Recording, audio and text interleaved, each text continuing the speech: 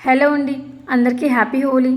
So Holi పూజ ఇవన్నీ ఏంటంటే ముందు రోజు నైట్ టైం చేస్తారనమాట చాలా ప్లేసెస్లో. సో మా ఫ్రెండ్ వాళ్ళు హోలీ పూజ చేశారు, అందుకని మమ్మల్ని ఇన్వైట్ చేశారు అండ్ చాలా బాగా సెలబ్రేట్ చేశారు. అండ్ సో ఈ హోలికా దహనం వెనకాల ఒక కథ ఉందన్నమాట. హిందూ పురాణాల ప్రకారం హిరణ్యకశిపుడు అనే రాక్షసుడికి భక్తి పార్యవశుడైన ప్రహ్లాదుడు అనే కొడుకు జన్మిస్తాడనమాట. తన కుమారుడు అనుక్షణం శ్రీహరి నామస్మరణ చేస్తూ ఉంటాడు. అది తన తండ్రికి ఏమాత్రం నచ్చకపోవడంతో దీంతో తన తండ్రి తన కుమారుడిని హతమార్చాలని నిర్ణయించుకుంటాడనమాట.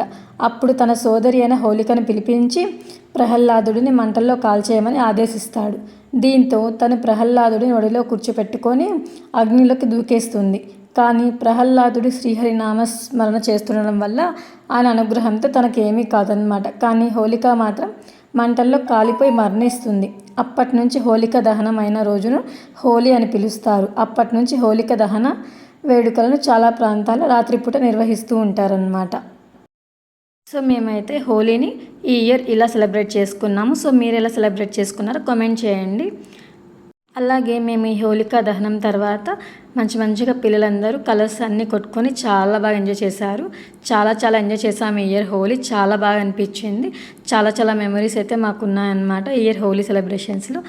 అండ్ హోలీ అంటే కలర్స్ ఫెస్టివల్ అని కూడా అంటాం కదా. సో దాని వెనకాల కూడా చాలా కథలు ఉన్నాయి. అండ్ మీకు ఎలాంటి కథ అయినా తెలుసుంటే కనుక కామెంట్ సెక్షన్లో కామెంట్ చేయండి.